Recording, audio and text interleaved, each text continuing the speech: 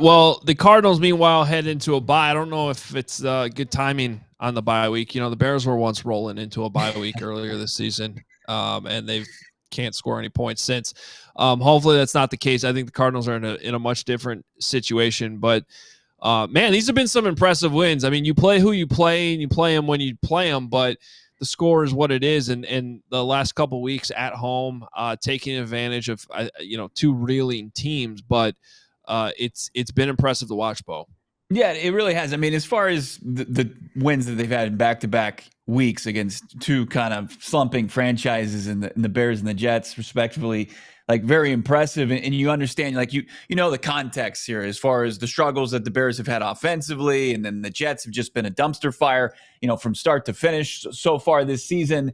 But if it wasn't on the heels, though, of the team getting some pretty dramatic comeback victories before that. I mean, before they took on the Bears, they were in Miami and storming back past a Tua-led, Dolphins team, a fourth quarter comeback from Kyler and crew against, at the time, the top passing defense in the league, led by Jalen Ramsey, that Kyler Murray throws for 307 yards against and really finds his connection with Marvin Harrison Jr.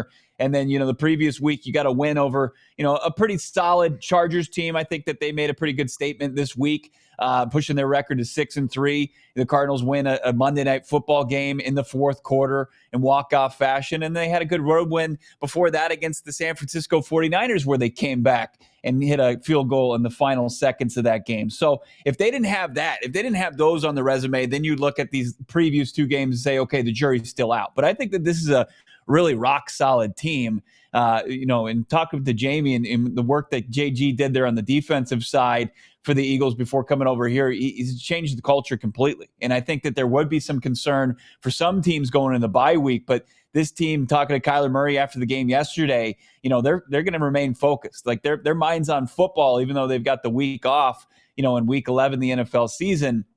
And that as far as the coaches, the leaders on the team, they're not going to let people kind of lose their focus going into this thing and be ready for the Seahawks with a path, potentially to 7-4 and to continue strengthening their hold on the NFC West, atop the NFC West standings. So it starts with the leadership of this team. Kyler Murray, guys, just continues to change the narrative around him. The Call of Duty jokes, they're not even going to fit any longer. They're not funny. I was just going to make one. I was going to give him a bow. I was going to give him a flat. You'll get crickets. Well, no, credit to him. I mean, Call of Duty was released 2 weeks ago, and he went out there and got a W. He showed up. It wasn't just a W, though. I mean, this is a guy he missed his first pass to Michael Wilson and then went 22 for 23 with 17 straight, a franchise record completed. Guy was absolutely dealing yesterday. And Hogue, you saw him against the Bears, and it was pretty pedestrian performance. He could just lean on the run game the entire game. It was more a credit to that. I mean, Kyler Murray's got 3 pretty unbelievable performances this year. Week 2 against the Rams, the game against the Dolphins, and then this team, the Jets. I mean, they didn't have a lot to hang their hat on, but they were the second best pass defense in the league coming in this game, and he had a statement performance yesterday, 266 through the air, 2 rushing touchdowns, had a passing touchdown, a beautiful drop in the bucket to Marvin Harrison Jr. Used the complete package and continues to kind of keep the naysayers quiet, going into this bye week. Yeah, but I mean, that was the Marvin fans in Philly. No, he's one of ours, so you always cheer for the hometown guy, right? Yep. Look, the only thing I was, at all still skeptical about a little bit leaving Arizona last week was the fact that Kyler didn't do much against the Bears, but I kind of felt like he didn't need to. That was more like the Bears run defense couldn't stop anything. They just kept feeding James Conner, and that was that. So to have him follow it up yesterday, in a game where Aaron Rodgers is quarterbacking the other team, and to play like he did, I think that was impressive. Now my question, Bo, I think the rest of the season to me is it's great. You held the Bears to 9 points, the Jets to 6. The defense was well documented when we talked leading up to the game last week. There's not a lot of huge names. There's Budda Baker, and then it's just kind of like this. It feels like Jonathan Gannon's doing his thing with the rest of the unit.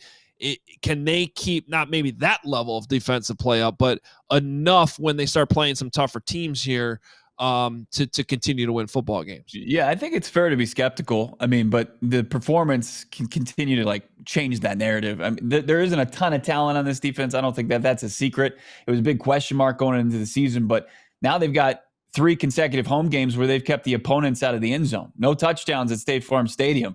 And, I think that a lot goes to the credit of Jonathan Gannon, his young defensive coordinator, Nick Rollis, who also exited Philly as their linebackers coach, 31 years old. And he's found a way. It's that bend, don't break mentality. And if this was just going to be the status quo going through the remainder of the season, I'd say, yeah, like there are some red flags to where the performances probably won't continue. But if they can be good enough and this offense can continue to score around 28 points per game as they've done the last 3 weeks, I think that it's a good recipe for some success.